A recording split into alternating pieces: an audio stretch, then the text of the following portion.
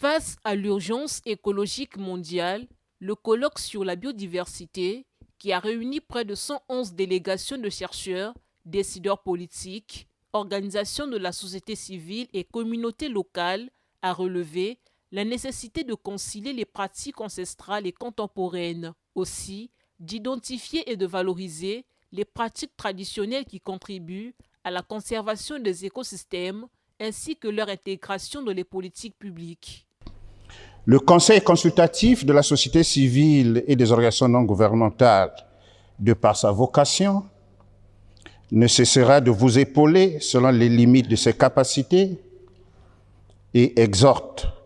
les différents organismes et donateurs à ne ménager aucun effort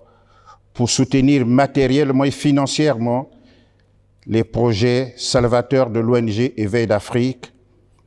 dans son rôle de leader sur cette thématique. À l'ensemble des organisations de la société civile ici présentes, j'exhorte à une réelle prise de conscience, à suivre l'exemple de l'ONG Éveil d'Afrique, qui ne cesse de montrer son engagement avec un sens aigu de responsabilité et d'engagement pour qu'ensemble, nous jouons véritablement le rôle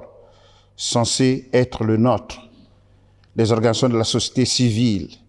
d'être des auxiliaires de l'État. Ces assises, organisées par l'ONG Éveil d'Afrique, ont permis de cerner l'utilité des actions collectives en s'appuyant sur l'initiative de la forestation et le reboisement lancée par le président Denis Sassou Nguesso. Il faut mettre un accent particulier de dire que la biodiversité, c'est la vie. C'est l'ensemble des espèces animales et végétales.